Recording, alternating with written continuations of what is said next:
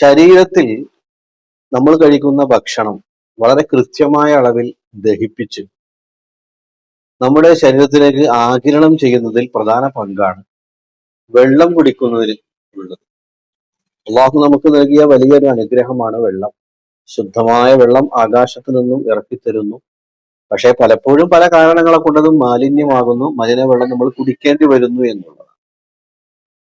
വെള്ളം കുടിച്ചാൽ ഒരുപാട് ഗുണങ്ങളുണ്ട്. ഒന്നാമത്തെ ഗുണം, ദഹനം നന്നായി നടക്കുന്നു. ഉമനീര് വായയിൽ ധാരാളം ഉണ്ടാകുന്നു. നമ്മുടെ ചർമ്മം നന്നാകുന്നു. അതുപോലെ മുഖക്കുരുകൾ പോകുന്നു. ഇങ്ങനെ തുടങ്ങി ധാരാളം. അതുപോലെ വയറിൽ ഇടയ്ക്കിടെ ഉണ്ടാകുന്ന അസിഡിറ്റികൾക്ക് നല്ലൊരു ശമനം ഉണ്ടാകുന്നു.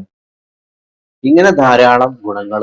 അതുപോലെ നമ്മുടെ രക്തത്തിൽ ഓക്സിജന്റെ അളവ് ബാലൻസ് ചെയ്യുന്നു.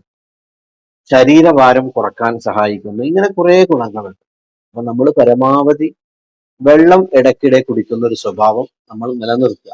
ഇടയ്ക്കിടെ ഉണ്ടാകുന്ന തലവേദന, പനി, അതുപോലെ വേദനകൾ, ഇതിനൊക്കെ പരിഹാരം വെള്ളം കുടിയാണെന്ന് വെള്ളത്തിന്റെ കമ്മിയാണെന്ന് കണ്ടെത്തിയിട്ടുണ്ട്. അപ്പോൾ ആ കാര്യം നമ്മൾ ശ്രദ്ധിക്കുക. അള്ളാഹു നമുക്ക് ആരോഗ്യം നിലനിർത്തി തരട്ടെ. അസ്സലാമു അലൈക്കും വറഹ്മത്തുള്ളാഹി.